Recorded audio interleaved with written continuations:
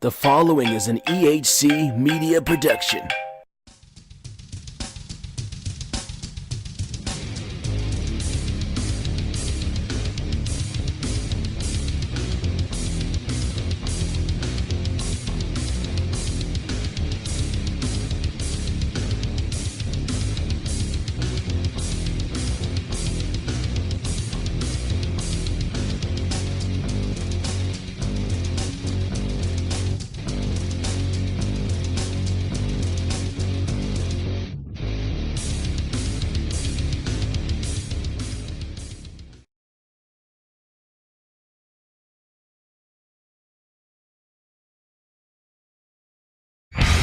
Can't just say, hey, I'm a wrestler. There has to be a lot of work involved and a lot of training. This is really what I should be doing. He is known as Big Thing. Big Thing? It should be Big Fat Thing! I don't know how this loser got a shot with me. I'm the champ. It's all over for you! I'm gonna make you sorry you ever stepped in the ring. Join two regular guys as they try to break into big-time professional wrestling. Rent or buy this hilarious comedy at FloridaBushLeagueWrestling.com. The following is an EHC media production. Predictions. I genuinely believe this might be Jason Jordan's big time to shine. You know, here's a month, kid. Let's see how you do. I'm trying to tell you, if AJ Styles hits that phenomenal forearm, Kevin Owens will get pinned. Reactions. And by the way, why does John Cena have to shake the guy's hand every time he loses? And why didn't Roman Reigns turn it down? They did such a good job of building up Braun Strowman. I believed in him as a monster. And then one F5 took him down. One F5. RWT presents Ring Psychology.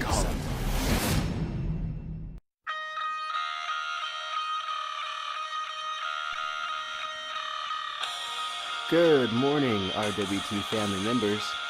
My name is Emir Blackbane Costello, and I have my special guest host on the line. No, he's not a special guest host. He's here every time I do this show. I am very special. Mike Ebeza. And this is Ring Psychology, and we are here today, Mike, to talk about our Royal Rumble predictions, man. What are you thinking? I'm thinking I always look forward to the Royal Rumble. It's unfortunately a little bit become one of the more predictable pay-per-views. I think the last time I've been surprised by the actual winner of the Rumble was like 7 or 8 years ago, unfortunately. But that aside, it's always a fun match. There's always some fun spots, you know. Kofi Kingston will survive elimination some fun and creative way. You know, it is fun, you know. So I'm looking forward to the event. I'm just not expecting to be massively surprised by a lot of stuff that happens in it. Yeah, man, you know, and for me, even though the winners seem to be predictable, I don't really care about the winners as much as I care about the surprise entrance. And last year, there were seemingly none, and then there was the whole blunder of Roman Reigns coming out at number 30. So I'm hoping this year they really make it up to everybody by having some good surprise entrance. Hopefully. I'm expecting more surprises in the Women's Rumble, purely because there's not really 30 women on the main roster. So I'm expecting maybe a call-up, maybe an NXT person to come in the Rumble and then go back to NXT, you know, just like Ty Dillinger did a couple of years ago before he actually came up to the main roster. And maybe a couple of, you know, women of yesteryear coming back to enter as like a surprise entrant as well. So yeah, I'm in terms of surprise entrants, I'm probably looking forward to the Women's Rumble more, I would say. Yeah, man, I definitely hope I hope Karma comes back in. And the thing is, I was kind of disappointed when they were putting out stories where she went on record as saying she wants to be in the Rumble, because my whole thing is, let's keep it a surprise. And if you are going to be, and then you did stories like that, you're just ruining the surprise. And I know it's almost like there are no more surprises, but there can be. Like, look at the Hardys. We suspected WrestleMania the Hardys would come back, but no one knew for sure until that music hit. I think a even better example is actually from the Royal Rumble a few years ago, where Chris Jericho entered as number 2, and there wasn't even any rumblings on the internet about Jericho. Like, no one saw it coming. I don't care who said after the event, yeah, I saw that coming. No one said it before I think he entered as number 2. I think Ziggler might have been 1. And it was Jericho had his run, and then he left by losing to Ziggler on like an episode of SmackDown. And then in like the September or August, and then in the Royal Rumble, Ziggler was number 1, and then Jericho's music hit for number 2, and everyone just lost their mind because no one had seen it coming. So that it is possible in this day and age to keep a secret. It's just, I feel like sometimes they choose not to, to create interest, to get people to tune in. Yeah, for what it's worth, I was going to be tuning in either way. Yeah. And speaking of tuning in, man, what's the lineup looking like, man? What match are we discussing first? Okay, so I've just been informed by WWE.com that 3 kickoff show matches have been announced to literally no fanfare. So I figured we could cover those. We've not got match simulations going up on my channel, but that's all the same. It doesn't matter. We can still talk about the matches and try and predict them, can't we? So, the first one is a lovely cruiserweight 6-man tag team match between 3 masked babyfaces and 3 unmasked heels. We've got Kalisto, Lince Dorado, and Gran Metalik versus TJP, Jack Gallagher, and Drew Gulak, which is obviously a high-stakes matchup indeed. Not just being thrown together for no reason, honestly. Right, exactly. I mean, who's gonna win? I don't know. Toss a coin. Like, who cares? Like, why does it matter in the grand scheme of things? Is the question I would answer that question with. It's so funny that they have Lince Dorado because I feel like they've used him sparingly. Yeah. He hasn't. I think he's literally in this match because he's wearing a mask. And Yeah, but you know what? I think with it being on the pre-show and with it being the Royal Rumble, WWE is going to be very disappointing over the weekend because it always is. It's always great on Saturdays for TakeOver, and it's typically not as good for the main roster pay-per-view. But, that's one reason why in this matchup where there's nothing invested and nobody's hurt one way or the other, you make the crowd happy and you give it to the faces. Yeah, I mean, that's an interesting argument, but just looking at this screen, I'd say the 3 most over people on the screen as I look at this matchup are TJP, Drew Gulak, and Jack Gallagher. So, I mean, yes, they're technically the heels, but I don't know, like, it doesn't matter, does it? Yeah, the faces are going to win, probably. Like, it's probably going to be the first match before half the crowd's in, and yeah, they'll do the feel-good opening match that they quite often do. Okay, also announced is, it's a spectacular, highly anticipated match when on the pre-show you have a rematch from Raw. Luke Gallows and Carl Anderson against the Revival. I'm going to go first here and say the Revival are going to win because Gallows and Anderson won on Raw, and I don't see the Revival coming back with 2 losses.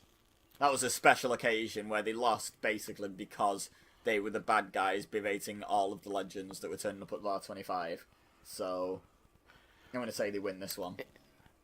When did Gallows and Anderson become faces again? Was it when they rejoined the Balor Club? Yeah. They're not important enough to get a real face turn. They just start fighting heels. Like, it's sad but true, people sometimes just sort of turn without anyone realising. Well, then, yeah, let's get the Revival a win, and let's get them going back on the right track and get them some of the momentum that they had before whichever one of them it was went down for injury. Well, both did, didn't they? One was injured for a good few months, and then only a matter of weeks after he came back, the other one got injured, so they've had, collectively, a lot of bad luck. If they were single stars, it wouldn't seem as bad, but because they're exclusively a tag team package, it's been some pretty bad timing for them. So, yeah, I hope they get back on track. I hope they do well. For me, the Revival, I wouldn't want to instantly make a bold statement, but top 3 tag teams in the company easily, I would say. When they were in NXT, they were anyway. They've not really had a chance to get going on the main roster, but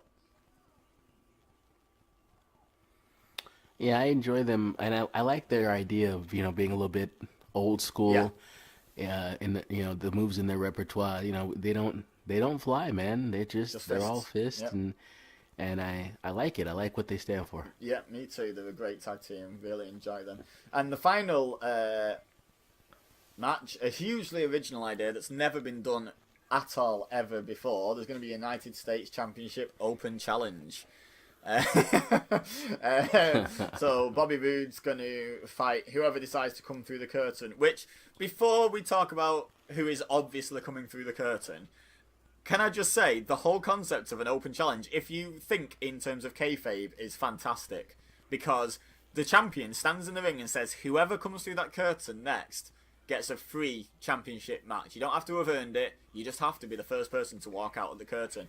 So, are there a load of wrestlers fighting behind the curtain to get out? Why does the wrestler who comes out look dead fresh? Like, oh, is there an orderly queue? And whoever got to the front of the queue, kind of like when you're queuing for a midnight release of a computer game, whoever's at the front of the queue, whoever's committed enough to get there 3 days before, well, they're getting the shot.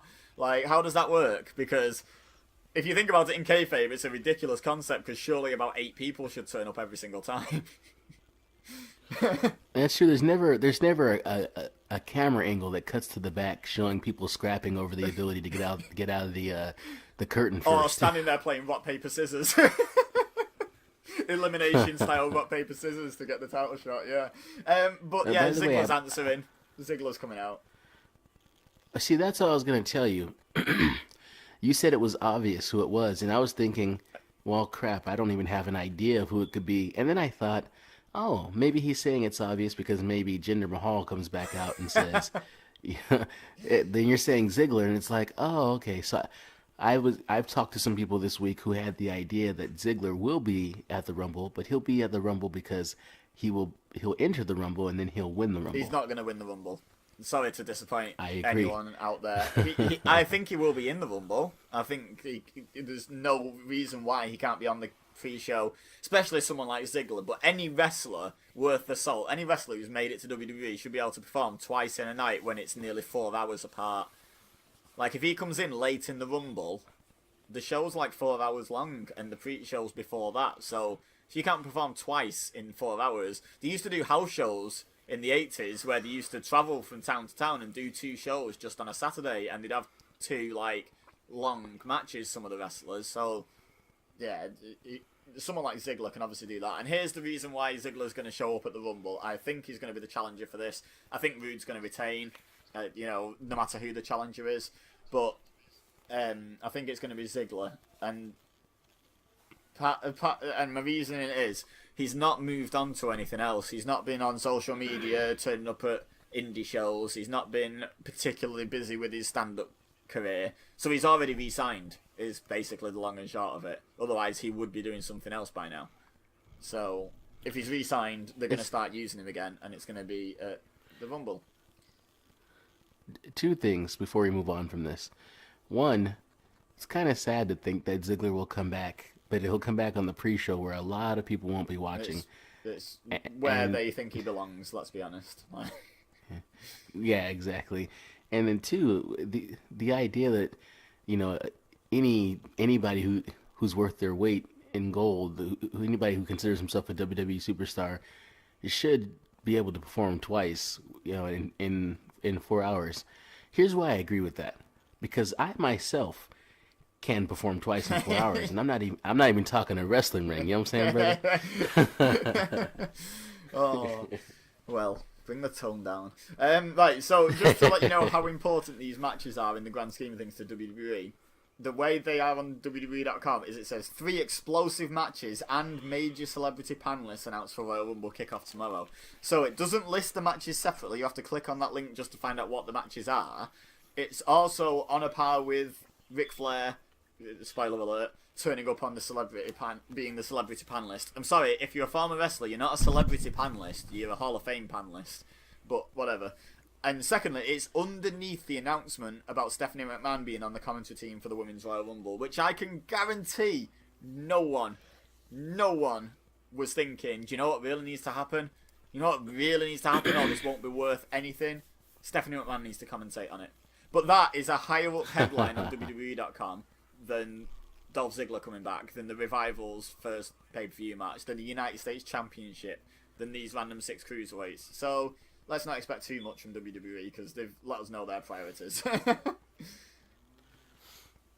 Exactly. So that's it for the pre-show then. Oh, by the way, I agree with you. If even if Ziggler does come back, I don't think they put the belt on Rude just to immediately take it off of him. And not to mention, obviously he's glorious. So why would they do Yeah, that? like So you're not glorious if you lose the title days after winning it. Okay, first match I've got here, which would be a really good one to open up with, to be totally fair, is the mysteriously and inexplicably face Usos defending their tag team championships against the mysteriously and inexplicably heel Chad Gable and Shelton Benjamin. For some reason, this match in my head should still be heel Usos versus face other team, but apparently it's pretty much gone the other way now, like conclusively. You know, with Chad Gable and Shelton Benjamin doing sneak attacks and whatnot. 2 out of 3 falls match, probably going to be an amazing match as long as they give it enough time. They have 2 probably near 1 hour Royal Rumble matches to fit into this show, but they've still got 2 hours for the remaining 4 matches, so each match should get some good time. It just depends if they prioritise video packages and adverts. I remember when Randy Orton and John Cena had a 2 out of 3 falls match, and John Cena put Randy Orton in the STFU or whatever, and Orton tapped immediately and was like, "Why'd he do that?" "Oh, because he has to make sure his limbs don't get too much damage." And so he just gave up. He gave up a submission just to get out of the move. And so I think to myself, if a times constraint thing does become a thing, maybe that's how they do it. Maybe one of the teams just gives up a really quick pinfall just to, on the premise of. One of the Usos has been using the Tequila Sunrise. We could see a repeat of that spot where one of the heels taps out just to be smart. And then they have to try to work their way back from that. But usually 9 times out of 10, you get the heels going 1 up. Like, no matter who's going to win the match, the heels usually win the first fall.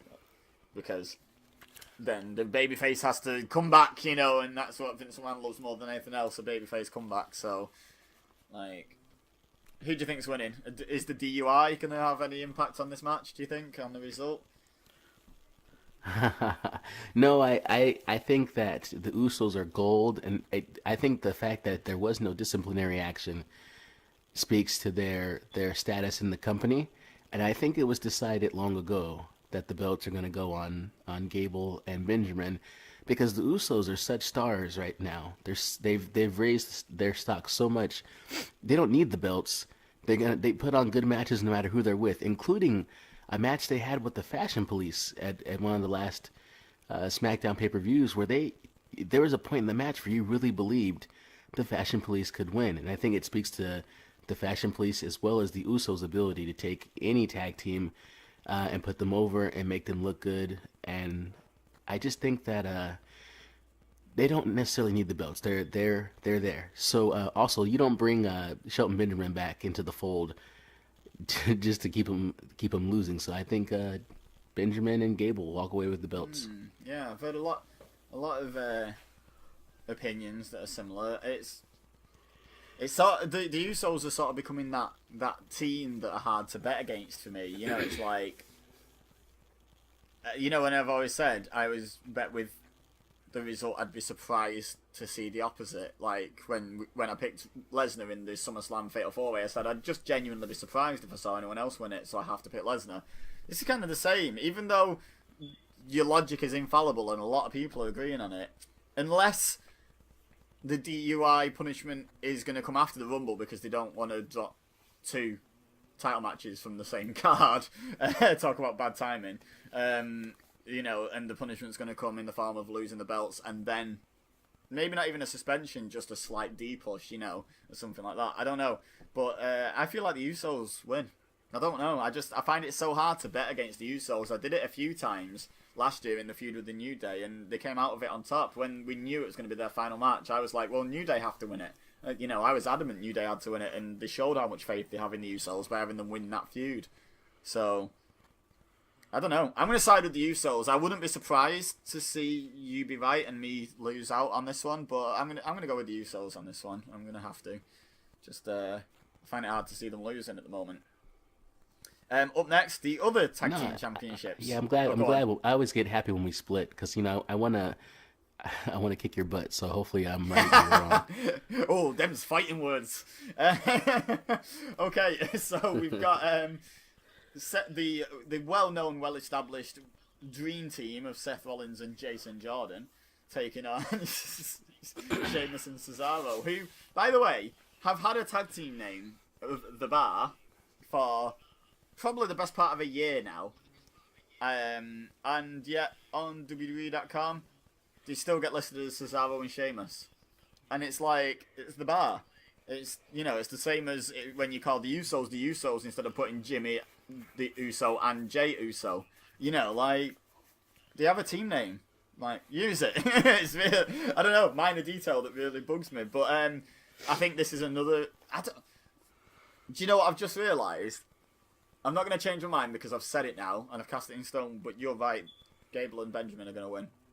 Because otherwise none of the titles are going to change hands, in my opinion. And to me, that seems unlikely, with basically every match being a title match that's not a Rumble. Seems unlikely that they'd make it that predictable. Although the Rumble is notoriously predictable, so I don't know. But anyway, Rollins and Jordan are winning this, surely. Like, Sheamus, we don't know what's going on with Sheamus' health, and I don't think they fully do. I don't think they're going to put belts on someone that could then have to retire the next night. You know, they made that mistake with Edge because they didn't know the severity. They kind of already have an idea of the severity of the Sheamus situation, so I just don't see him winning the tag titles, personally. Yeah, you know what I would like to see is I would like to see them go ahead and pull the trigger on a full Jason Jordan heel turn where he somehow attacks Rollins, leaves him in the ring to get pinned by the Bar, and that's how they get the belts off of them, and then everybody could just hate Jason Jordan for getting, you know, a baby-faced Seth Rollins attacked and him losing the belts. But with that being said, that would make too much sense. That would be too much fun. So yeah, I think. Go on. Yeah, I think maybe they'll say, well, now is not the right time to pull the trigger on the heel turn, and but like if the Bar loses, where does the story go? Like, well, I was just thinking what this. else? Like, I agree with what you said. You think their reason will be, which is the time is not right, because, and the reason why I don't think the timing's right is because I feel like, as potentially underwhelming as it may be, we may see Rollins versus Jordan at WrestleMania. It's a long build for a mid-card feud like that, from Rumble to WrestleMania. You know, so I feel like that could happen at the Elimination Chamber, instead. You know, I feel like they could retain here and get new challenges. They could get new challenges in the Revival. Could be built up. I'd love to see the Revival get a shot at the gold. There's also Titus Worldwide. There's the Club, who the Shield have been going at it with recently. There's a few teams at the moment that can at least hold the belts, even if they're not the most incredible team. Like Titus Worldwide, yeah, they've got a couple of wins. But why have they got a couple of wins? Is it just to... Because traditional WWE logic is, well, Sheamus and Cesaro have been on the losing end of a lot in the build-up to the pay-per-view, so they're going to win. But I don't feel like they're doing that. I really don't. So is it part of something bigger where they're trying to get a few more teams up to that sort of level by giving them wins? I think the turn could come at... And by the way, when we both talk about a heel turn, let's not forget, Jason Jordan's already a heel. Like, Jason Jordan has no face characteristics whatsoever. He just happens to be in a team with a face. It's almost like how Sheamus and Cesaro started. It's almost deja vu for them, surely, seeing this team that aren't exactly on the same page. One of them's getting booed, one of them's getting cheered. Surely Sheamus and Cesaro are sat there thinking, this is funny, isn't it? But yeah, this looks oddly familiar. yeah. But I think Rollins and Jordan retain for this show, and potentially the breakup could happen. Could happen at Elimination Chamber. It could take longer because they could hold off it until Ambrose is nearly ready to come back to sort of keep the Shield going as a three-man thing. Who knows what they're thinking? But I don't think it'll be the Rumble. I really don't. Right, yeah. Let's go with that then. So Jason, Jordan, Seth Rollins Yep. retain the belts. Yep. Okay, I've got up next the handicap match for the WWE title. I mean, right, here's a question for WWE. Are they trying to get Sami Zayn and Kevin Owens over as heels? Or are they trying to get AJ Styles over as a heel? Because AJ Styles is mega, mega popular. But everyone loves Kevin Owens and Sami Zayn because they are very entertaining, they're funny, they're charismatic. Sami Zayn's actually interesting for the first time in his WWE career. And now they're going to have AJ Styles not bury them both, but beat them both in a single match. So, and it's not even a triple threat, it's 2-on-1. So it's kind of a micro burial. And that's how you start to turn the fans against someone, by having him bury popular wrestlers. Yes, they're heels, but they're popular wrestlers. I got a way they can do it without... Okay, so here's the thing. I'm a guy who's still holding out on the Nakamura versus Styles at WrestleMania angle. And in order for it to be important, I think the belt's got to be attached. So I got AJ winning because, don't get me wrong, it would be super cool to see, seemingly, as far as I know, for the first time in the history of WWE, that there's co-WWE champions. Yes, it would be. Yes. I just don't believe that Vince McMahon is progressive enough to let something like that happen while he's alive. So as long as that can't happen, and Sami Zayn and Kevin Owens have to lose some kind of way, how easy is it to run some sort of angle where Shane McMahon and Daniel Bryan somehow get involved and an argument ensues and it leads to AJ Styles, somehow, getting a victory in on Sami Zayn's got to take the pinfall, and then that just sets up some more, feuding between Shane, Sami, and Kevin. Nothing really falls on AJ Styles' shoulders, and then it preserves the potential title match for Styles Nakamura. Oh boy, I can't wait for Shane and Kevin Owens to go into its 7th, 8th, and 9th months. Yeah, I mean, yeah, I see that, but at the same time, it's right. I agree that there's no way Owens and Zayn are winning this, and it's not because necessarily I agree that Vince McMahon isn't progressive enough. They've had co-champions on other belts. My problem is it's completely the wrong time of year to have this match. The time of year makes this match predictable. If this was July or May or October, they could theoretically pull the trigger on this and have co-champions for a couple of months. But because we're about to start the build-up to WrestleMania, we're going to be building to a very concise one-on-one match for the title, or if not that, then a very concise triple threat. You're going to know who's fighting who and why. Whereas if you have co-champions, it's going to be a bit like, well, is every WWE title match going forward going to be a handicap match? Is the WrestleMania title match going to be a handicap match? I could see it at No Mercy. And then going into the next show, and then the next show with a couple of handicap matches, and that's the big thing, is someone has to really overcome the odds, to win the title. But going into WrestleMania, it's the wrong time of year to do something that experimental. And like you say, I think everyone wants to see AJ go into WrestleMania with the belt. They wanted it last year, and they didn't get it. I think they definitely kind of need to see it this year. And like you say, if they're going to do AJ Shinsuke, it should be for the belt, and it should be AJ keeps the title till Mania to make it mean something when Shinsuke takes it off him. Yeah, let's if we're gonna do it, let's do it right. Yeah. So yeah, I agree 100%, man. Styles, he'll find a way. AJ's winning, yeah, absolutely. Triple threat match: Brock Lesnar, Braun Strowman, Kane. Brock's winning. Sorry, everyone who thinks Braun's winning. Sorry to myself who wants Braun to win and wants to believe that they've done a 180 because of how hard they're pushing Braun. But you know what? They started pushing... I've heard people making a comparison with him being really anti-authority and really over for doing kind of heelish things, with Braun Strowman being the next Steve Austin. I've got some bad news for people, which is that Steve Austin got mega over in the middle of 1996, and he won his first world title at the end of the first third of 1998, almost 2 years later. So, don't bank on Braun winning the title just because they're pushing him hard. Yet. Like, it's. I don't think it's happening. Like, you know, that the sort of build that Braun's getting takes a while. In my opinion. Yeah, I agree. I agree 100%, man. And not only that, but let us not forget, all year long, we've been hearing the rumors that it's going to be Reigns and Lesnar at WrestleMania, and Lesnar will fall on the sword and hand over the championship to Reigns at Mania. And it hasn't been derailed this far. No matter what the odds are that are stacked against Lesnar, he's written in to win every time.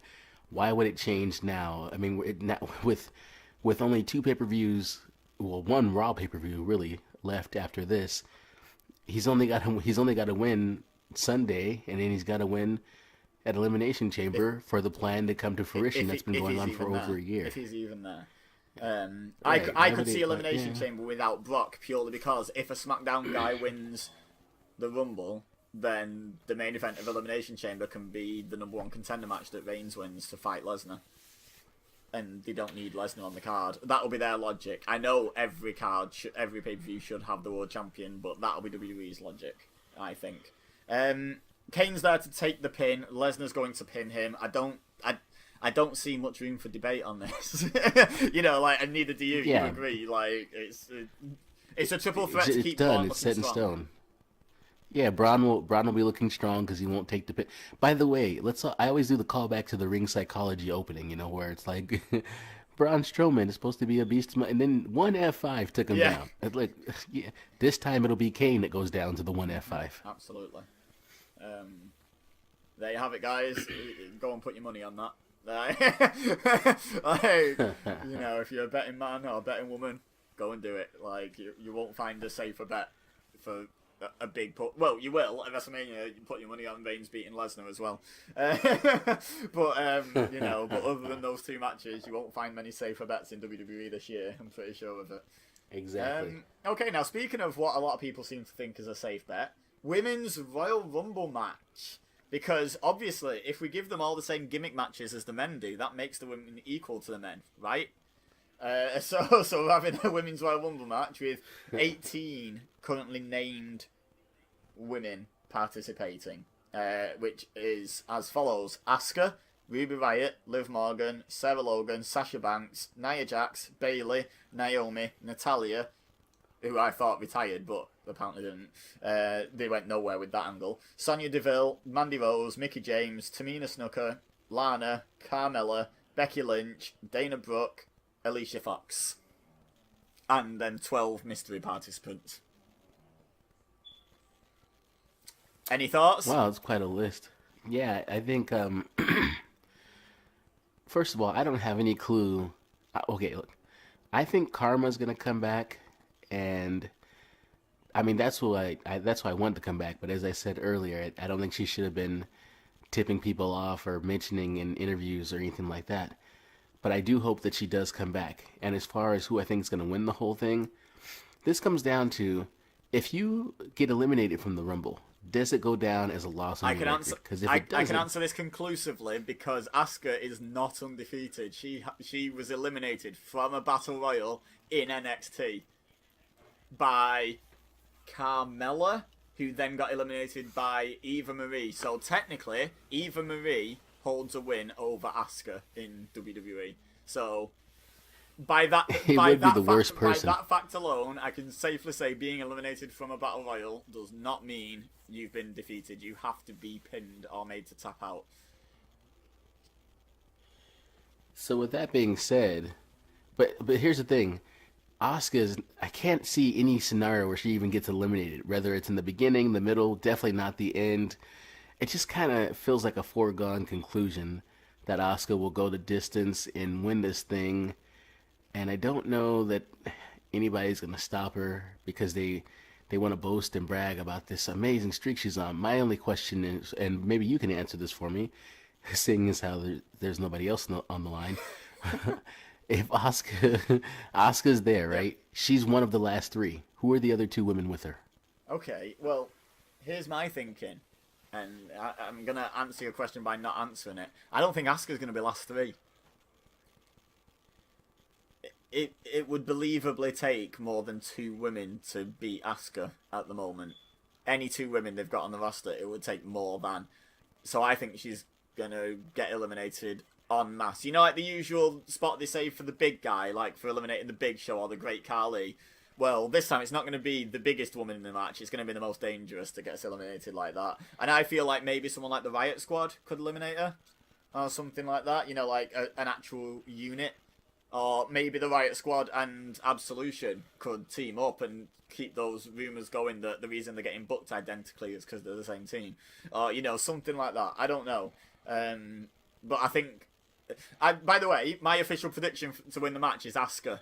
And the reason why I pick Asuka is because I can't pick anyone else on that list. I can't look at that list and be like, yeah, that person should probably win the first ever Women's Royal Rumble. Like, the only one is Becky Lynch, purely because Becky Lynch has a bit of a history with being the first woman ever in WWE to do this, to do that, to do the other. You know, so she's done a lot of she's been involved in a lot of firsts that have happened on SmackDown. So maybe Becky Lynch, but I don't see she's in a strong enough position at the moment, like, to do that. But again, then they could build to Becky versus Charlotte, which a lot of people would like to see. So maybe Becky, but other than her, I can't hand on heart say anyone else. I don't think Nia Jax wins it, and here's my reason. It's the same reason why you were adamant she was going to win that. Was it a Fatal 4-Way? Or a Fatal 5-Way women's match or something, a multi-woman match? Nia Jax never wins multi-woman matches. That's how they protect her, by having her get ganged up. Why you gotta bring up old stuff? Pardon? Why you gotta bring up old stuff? No, because it applies the logic that there's 2 ways Nia Jax goes out.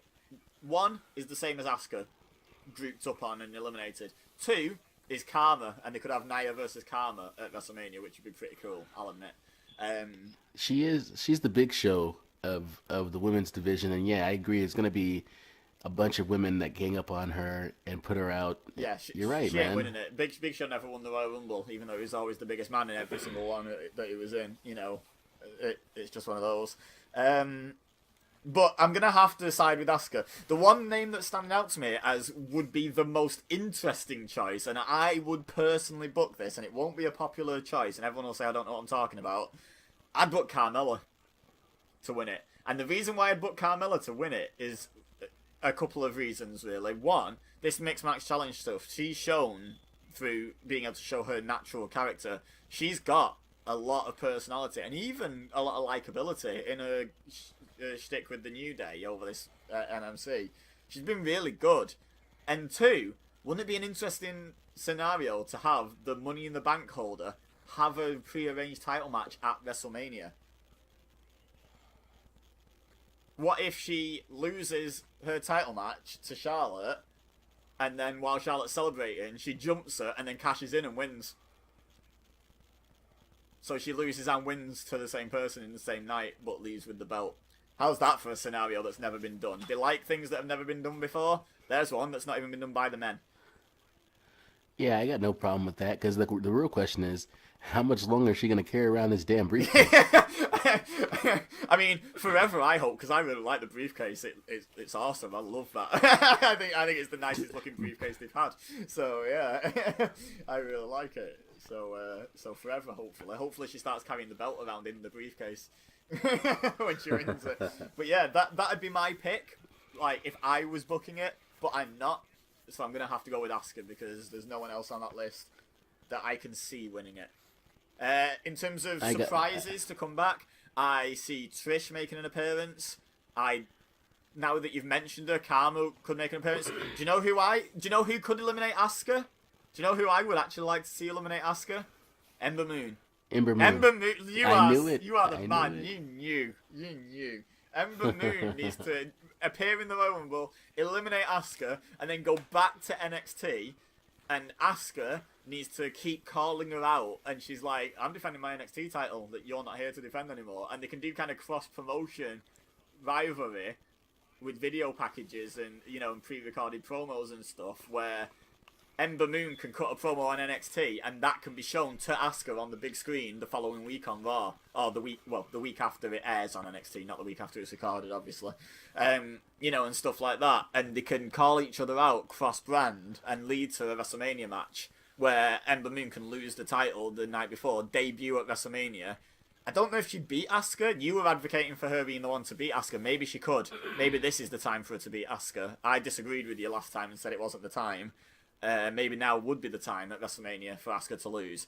Let's face it, people will say, oh, you're cutting her win streak short, but we're not. Her main roster win streak short, but her win streak in WWE is like going to be basically 2 years by that point. Or 3 years.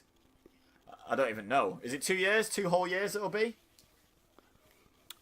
I don't know either, but I think it was something like 240 matches or something. Yeah, like that. it's a crazy amount of time, so it's fine to end it. So, I mean, Ember Moon could be in the Rumble and then go back to NXT, you know, and her sole purpose is to eliminate Asuka. I don't know. Like, who else could appear? And then who else can win? Because, are you picking Asuka or have you got someone else in mind? Let's go with that first. No, yeah. Yeah, I'm going with Asuka Okay. from the beginning. I just don't, I can't see it. They've got such a hard on for her. I don't blame them. She's fine as all get out. Yeah. I think she's got to win it. Yeah, I agree. In terms of surprise entrance, a lot of people are saying Lita. Lita be tired because of a neck injury, and you're expecting her to go over the top rope and dump to the outside.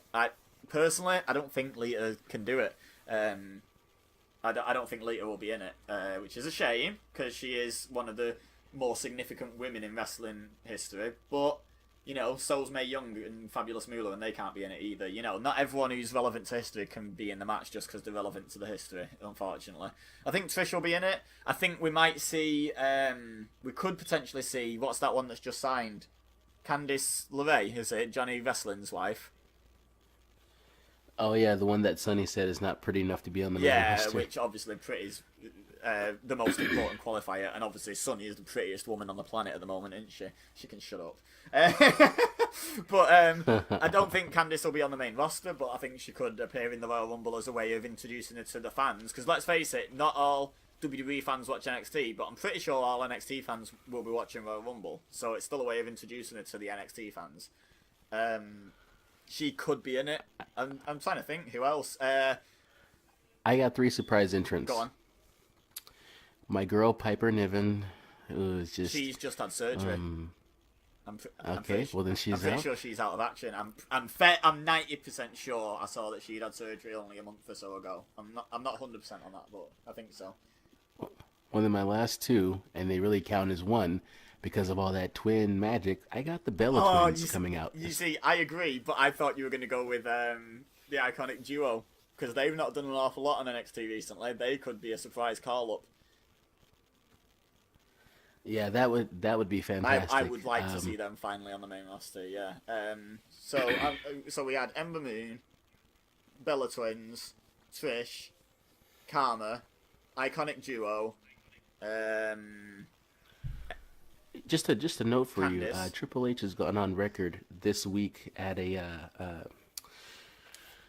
the conference call for NXT where they discussed their numbers and all that, and he was asked about the Iconic Duo making their main roster debut, and he's made it clear, while he believes that they could easily hold their own on the main roster right now, he made this gym reference where it's like, they have the physique, but let's just get reps now. Like you got the technique down. Let's just do reps and really hone it in and perfect it. So he left the stockholders, the shareholders and investors believing that the Iconic Duo is not meant to come up to the main roster just yet. Yeah, but 2 things. One, there's nothing to say.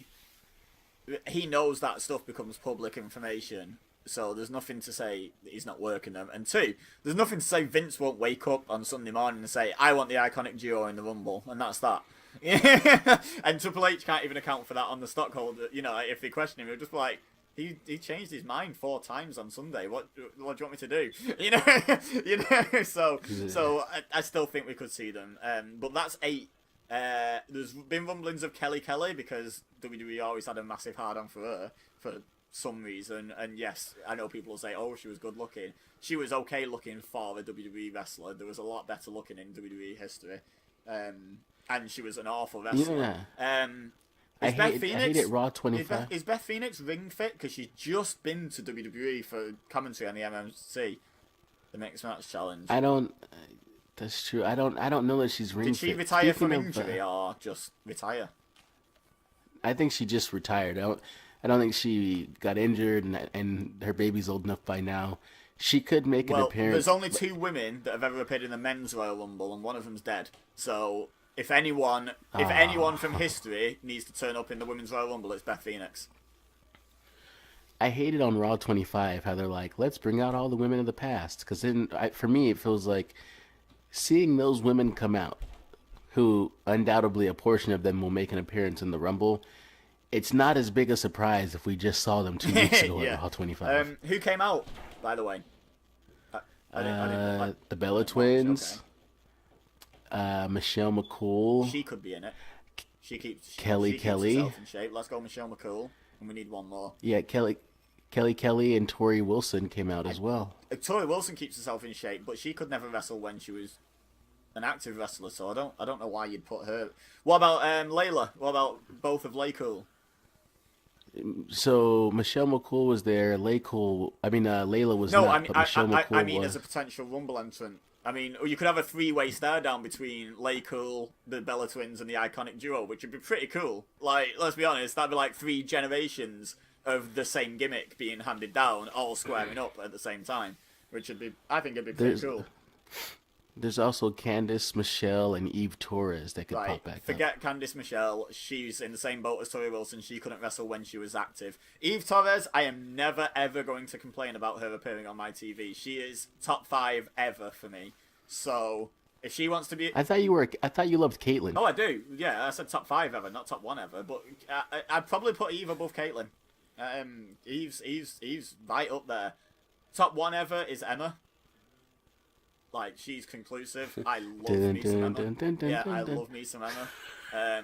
But Eve is top 5 easy. Like, without even having to debate it. Caitlyn, I'd be wanting to cement my top 5 to figure out if she's in it or not. I know Eve is in my top 5 without deciding who the others are. Eve is right up there. So if Eve wants to appear on my TV on Sunday, I am not going to complain. Ever. No way. Nice. Yeah, absolutely. So that could be we just named 13 potential surprise entrants, so we get to be surprised by one of them not showing up now. So we still get to be surprised. Okay, final match, the actual important one, which, by the way, I don't know if they did this on purpose, and yes, that was a slide dig, and that was on purpose. Don't leave hate, it was a joke. I don't know if they've done this on purpose, though, but they've also named 18 men for the 18 competitors for the men's Royal Rumble, so I don't know if that's deliberate symmetry or what, but they pre-announced 18 for the men's Royal Rumble, and they are as follows: John Cena, Roman Reigns, Finn Balor, Randy Orton, Shinsuke Nakamura, The Miz, Elias, Baron Corbin, Woken Matt Hardy, Bray Wyatt, Aiden English, Rusev, Titus O'Neil, Apollo Crews, Ty Dillinger, Big E, Kofi Kingston, and Xavier Woods. It's hard to bet against Roman Reigns knowing he's going to main event WrestleMania, but I do think it's going to be a SmackDown guy.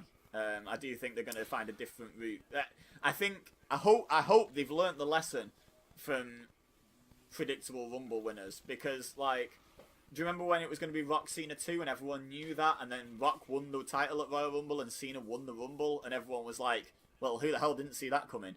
You know, that was ridiculous. And then they had the first Reigns-Lesnar match where everyone knew what was going to happen before it happened. Even the marks in the crowd that aren't where it's rigged still knew for a fact Roman Reigns was going to win that. Still knew John Cena was going to win the one to go and take on The Rock. They knew without doubt that was going to happen, and I think that ruins it. So because that main event's pre-announced, I don't think they can do it the Royal Rumble way. I think we saw what happened last time Reigns won a Rumble in that arena. It didn't go down well. But here's what'll be done just to screw with everybody. I got Reigns coming in at number 1, and I got Reigns going the distance, not winning going out last. But I got Reigns going. Yeah, I think this is what I think.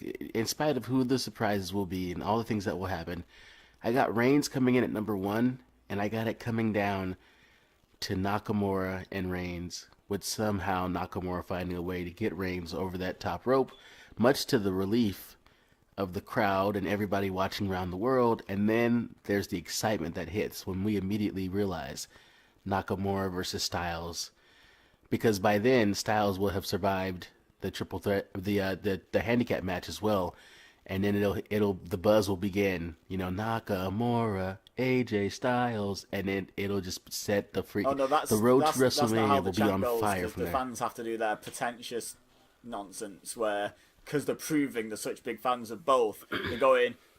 What do they chant? They chant Mora, AJ, Styles, Naka, and it's like, all right, we get it. You like both. Stop trying to be overly clever. The show's not about you. But,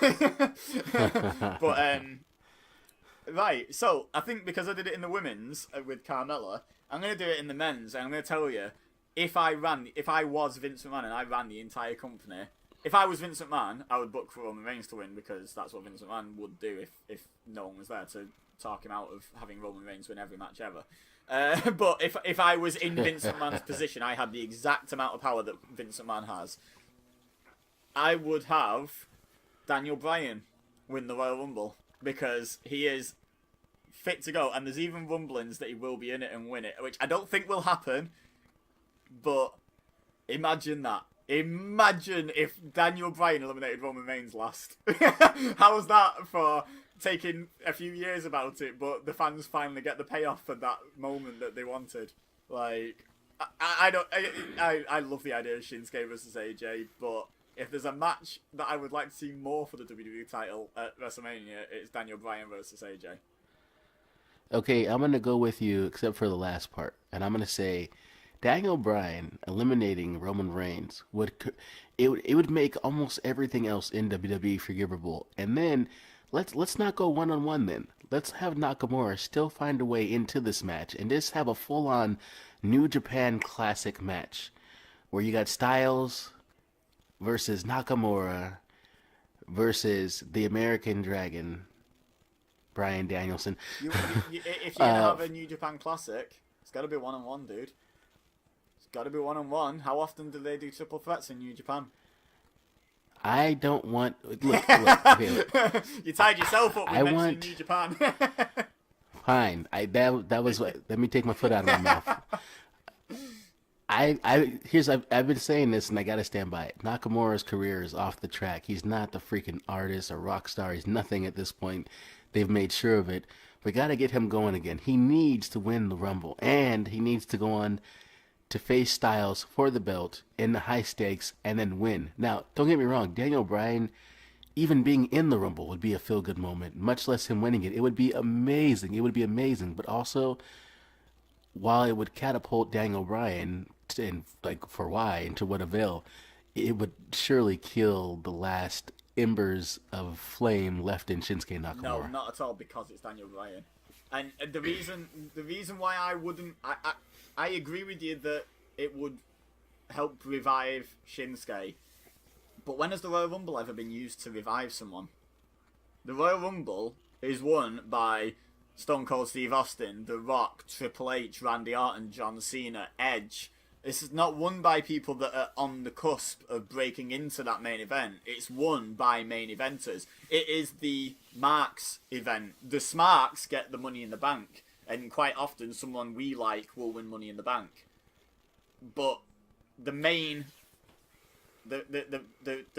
mainstream audience, the casual fans, get the Royal Rumble 9 times out of 10.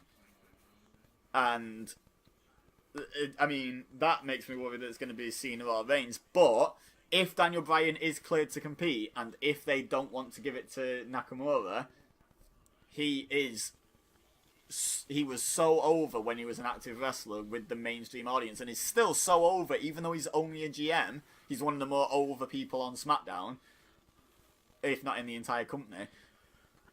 He's that over that he qualifies as a mainstream choice, you know, as a casual fan choice, because it wasn't a bunch of smarts chanting yes and making themselves heard. Everyone in every arena, everywhere in the world, was chanting yes for Daniel Bryan. It wasn't a vocal minority like it quite often is in these cases. It It was everyone. He was. I was at WrestleMania 30, and I heard Hulk Hogan come out, then I heard Glass Shatter, and Stone Cold came out, and then I heard The Rock come out, and then I heard Triple H come out, and then immediately after that, so not far removed, I heard Daniel Bryan come out, and I am telling you, from where I was sitting, Daniel Bryan's pop was as loud as Stone Cold Steve Austin's, as The Rock's, as Hulk Hogan's in that arena. It was as loud. He was as over as anyone has ever been at that moment in time. And that is crazy. You don't have to sell me on Daniel Bryan. I'm a huge Daniel Bryan guy. But the argument that you're making, you're saying, listen, here's all the reasons why Michael Jordan should be in this year's All-Star game. It's like, yeah. Michael Jordan, he's that guy's retired, isn't he? Yeah, he's retired, but he's Michael Jordan. Like, just listen to my reasoning. But if Michael Jordan was still of like prime basketball playing age and was only retired because one doctor that got the final say over the 100 other doctors he'd seen told him he couldn't play anymore, and there was a chance of that one doctor changing his mind for him to be the best player in the All-Star game, that's where the comparison is right now. Is Daniel Bryan can return at the Rumble, win the Rumble, and by WrestleMania be the best wrestler in the company again. In WWE? You think he can do that in WWE? I get that Daniel Bryan can do that.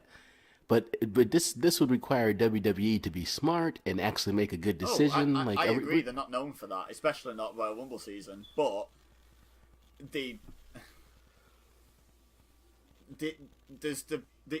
learned from the mistake with Daniel Bryan once before. Hopefully they've not unlearned that lesson, because they know they had lightning in a bottle with Daniel Bryan, and they tried their best to bury that bottle, and the fans just weren't having it, so they changed the entire WrestleMania 30 card, effectively, just to make Daniel Bryan win the belt. And then... Much to the dislike of Dave Bautista. There was... The dislike of Dave Bautista was not the dislike of Dave Bautista. The dislike of Dave Bautista was the dislike of everyone but Daniel Bryan at that moment. Let's not forget the year before. Was it the year before? The year Batista won, Bryan was in the Rumble and got eliminated really quick, didn't he? And everyone booed the house down. Oh, the booing from that crowd. Before, in my house, we booed. Yeah, the year before, man. He wasn't even in it. And do you remember who came out 30th? Rey Mysterio. And he got booed out of the building. If Rey Mysterio because gets booed he wasn't out of the Daniel building, Bryan, they're going to boo anyone that's not Daniel Bryan at that point, because Rey Mysterio is the unbooable. Like no one boos Rey Mysterio, but he got booed because he wasn't Daniel Bryan. So the hatred for anyone associated with the Daniel Bryan storyline was all because they weren't Daniel Bryan and we weren't getting what we wanted. And I just think, look, after WrestleMania, he can... The next pay-per-view, he can drop it clean to Shinsuke, or he can start to build towards a big SummerSlam match. And, and Shinsuke needs building back up. Like you say, they've ruined him. I think they can fix what they've done with Shinsuke by having him win the Royal Rumble and then win the title of WrestleMania. But at the same time, they will instantly turn some of his fans against him, because they'll be saying, but it's not believable. It's not believable. He's not been anyone. And then suddenly is the main event of WrestleMania. It's a fine line to walk when if you try to elevate someone too much using the Rumble match, it can be dangerous. Yeah, that being said, I hope they don't hinder Jinder. Jinder is not ever touching the ring mat at the same time as the WWE champion ever again. I mean, okay, maybe he will fight the champion at some point in a non-title match, or maybe even in the title match, but if I think they've thrown out the cast for the Jinder Mahal side plates for the WWE title, put it that way. I don't think that's happening again. So, final answer, who's winning the Men's Royal Rumble, since we've talked for a while about it? You've made a compelling argument. Also, let me go on record as saying this. Everybody get ready to record this. I mean, it's Mike Ebeza is smarter than me. All right? I mean, that's a bold statement. Take that clip and spread it everywhere. But guess what? I might not have all the smarts in the world. I'm just a kid with a dream. The American dream. Oh, here we go. You sort of like dusty roads. You know what I'm saying? Everyone get your hand on your heart So- and raise your flag. By the way, as I'm speaking, you can't see it, Mike, all the way over in Manchester, but right here in the good old US of A, there's a bald eagle flying over my head, and Is there a redneck firing 18 AK-47s at the same time into the air? The true American no, dream. it's not into the air. Unfortunately, he's firing them at me, but no. That's my America. And speaking of all my American dreams, my American dream is to see a Japanese man win the Royal Rumble. So